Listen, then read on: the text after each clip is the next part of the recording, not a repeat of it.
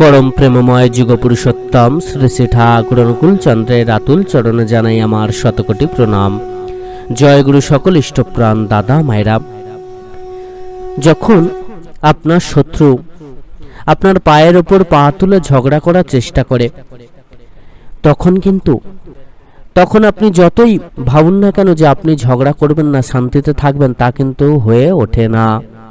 আমরা নিজেরা যদি না ঝগড়া করতে চাই, নিজেরা যদি না অশান্তি করতে চাই, শুধুমাত্র তখনই যে অশান্তি হবে না বা ঝগড়া হবে না তা কিন্তু নয়। আশেপাশে কেউ যদি চায় আপনার সাথে ঝগড়া করতেছে কিন্তু পায়ের ওপর পা তুলে ঝগড়া করে, আর এটা আপনারা কিন্তু দেখে থাকেন, আপনাদের সাথেও ঘটে। তো এমন অবস্থায় কি করবেন? শত্রু যখন আপনাকে সব সময় বিপদে ফেলার চেষ্টা করে, শত্রু যখন আপনাকে পায়ের ওপর পা তুলে ঝগড়া করে সব সময় একটা অশান্তি পাকানোর চেষ্টা করে, আপনাকে অস্থির করে রাখার চেষ্টা করে, তখন কি করবেন? তারও বিধান কিন্তু পরম দয়াল আমাদেরকে দিয়েছেন। সবার প্রথম আমাদের কর্মকে ঠিক করতে হবে, নিজেকে কিন্তু সৎ করতে হবে, এটা সবার প্রথম। আমি এমন কোনো অন্যায় করব না, এমন কোনো অসৎ কর্ম করব না যার জন্য আমাদের ক্ষতি হয়, যার জন্য আমাদের মানুষ ভুল বোঝে বা ভুল ভাবে। তাই কর্মটা প্রথমে সৎ করতে হবে, সকল প্রকার অসৎ কর্ম থেকে দূরে থাকতে হবে এবং নিজেদের আচার ব্যবহার চলন চরিত্র এই সমস্ত কিছুকে ঠিক করতে হবে। মোট কথা প্রথমে আমাদেরকে আগে মানুষের মতো মানুষ হয়ে উঠতে হবে। এবার যত আপনি মানুষের মতো মানুষ হতে যাবেন তত আপনার শত্রু বাড়বে।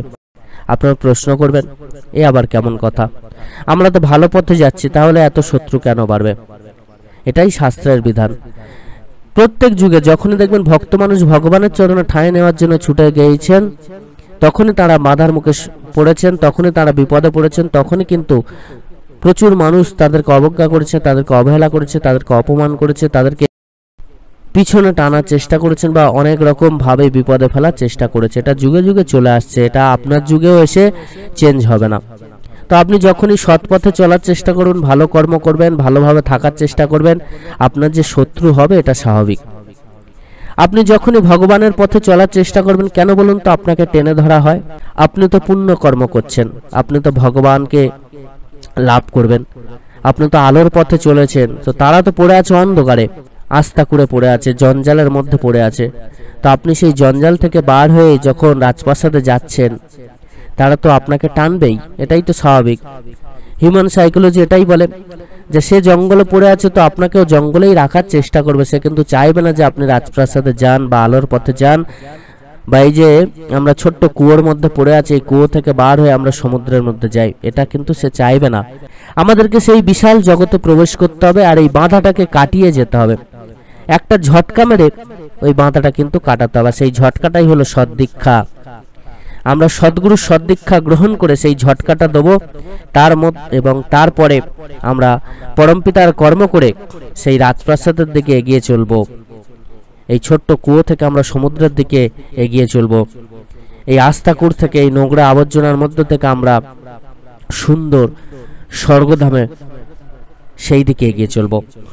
তো এই সুন্দর জায়গায় পৌঁছাতে গেলে তো আপনাকে বাধার সম্মুখীন হতেই হবে।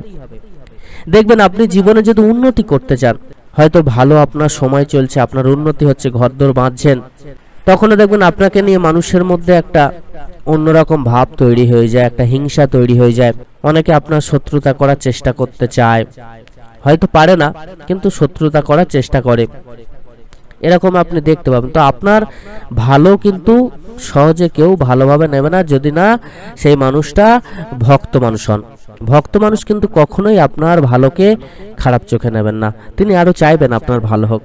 কিন্তু যারা ওই আস্থা করে পড়ে আছে তারা কখনোই চাইবে না যে আপনার মঙ্গল হোক বা ভালো হোক।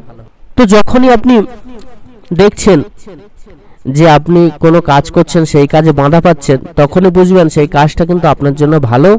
অর্থাৎ মানুষ দ্বারা যে বাধাটা আছে, ভগবানের দ্বারা বাধা এলে জানবেন যে সেই কাজে কোনো না কোনো গোলমাল রয়েছে।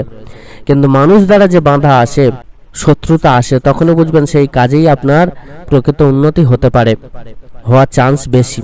এবার মানুষ যখন শত্রুতা করে তখন কি করবেন? শত্রুতা করলে তাদের করতে দিন, তাদেরকে তো আর আপনি আটকাতে পারবেন না। আপনি আপনার পথ ধরে চলুন। আপনি আপনার সংকল্প, আপনার লক্ষ্যকে স্থির রেখে এগিয়ে চলুন। পরমপিতার পথে চলুন। কোনো শত্রুর এমন ক্ষমতা নেই যে আপনাকে আটকাতে পারে। শতেক বাঁধা, সহস্র বাঁধা কেটে আপনি ঠিক এগিয়ে চলবেন। কারোর ক্ষমতা হবে না আপনাকে আটকাবে। শুধুমাত্র তার কর্ম করে চলুন, তার নাম জপ করে চলুন, তার অমৃত কর্মগুলো করে চলুন। কত শত্রু আসবে যাবে, কত ক্ষমতাধররা আসবে যাবে, কিন্তু কেউ আপনাকে স্পর্শ করতে পারবে না, কেউ আপনার টিকিও ছুঁতে পারবে না। এইটুকু আমি বলতে পারি, যদি আপনি সঠিকভাবে পরমপিতার কর্ম করতে পারেন। পরমপিতা আমাদেরকে শিখিয়েছেন কর্ম করতে কিভাবে হয়, কিভাবে মানুষের মতো মানুষ হতে হয়, কিভাবে সমস্ত জিনিসকে ট্র্যাকেল করতে হয়, কিভাবে সমস্যা থেকে, বাধা থেকে মুক্তি লাভ করতে হয়। শত্রু তো সারা জীবন থাকবে, সে সারা জীবন আপনার ক্ষতি চাইবে, সে সারা জীবন আপনাকে বাধা দেওয়ার চেষ্টা করবে। কিন্তু একটা কথা মাথায় রাখবেন, শকুনের ইচ্ছায় কখনো গরু মরে না। তাই শত্রু যতই শক্তিশালী হোক না কেন, সে যতই আপনাকে বাধা দেওয়ার চেষ্টা করুক না কেন, তার দিকে ঘুরেও তাকাবেন না। নিজের কর্মটা সঠিকভাবে করে যান, নিজের লক্ষ্যটাকে সঠিকভাবে স্থির রেখে সেই দিকে এগিয়ে চলুন। এদিক ওদিক তাকানোর দরকার নেই, পরমপিতার কর্ম করে চলুন, তাতেই হবে। পরম দয়াল যুগপুরুষোত্তম শ্রী শ্রী ঠাকুর বলছেন, আলোচনায় বুঝ মীমাংসা, চাহিদা জেগে ওঠে, পাওয়ার মতন কর্ম করায় আগ্রহ ছোটে বেগে।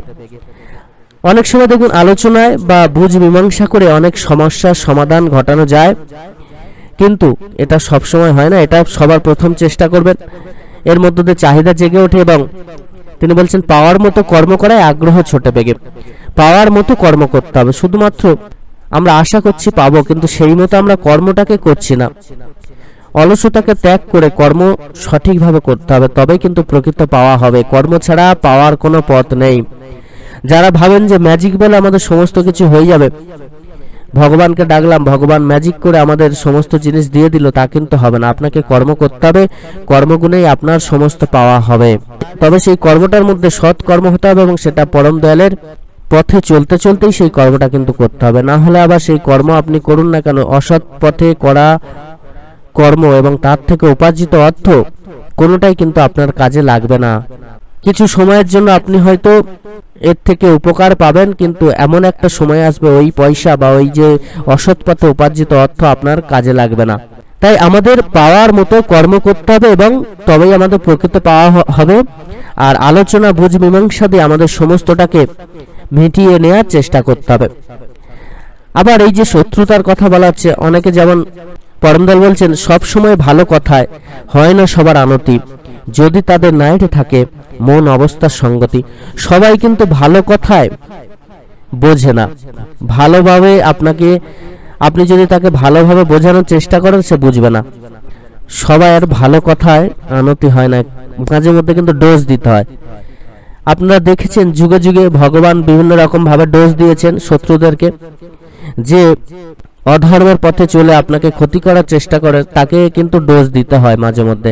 ভগবান স্বয়ং কিন্তু সেই শিক্ষাটা আমাদেরকে দিয়েছেন। তিনি ধর্মযুদ্ধ প্রচন্ড করেছিলেন, তিনি জানতেন এই যুদ্ধ হলে লক্ষ লক্ষ মানুষ মারা যাবে, কিন্তু তারপরও ধর্মকে রক্ষা করার জন্য, অধর্মকে বিনাশ করার জন্য সেই যুদ্ধ তিনি করেছিলেন, তিনি ডোজ দিয়েছিলেন। কিন্তু তো সেই রকম ভাবে আমাদেরকেও ডোজ দিতে হবে, একেবারে ছেড়ে দিলে কিন্তু হবে না।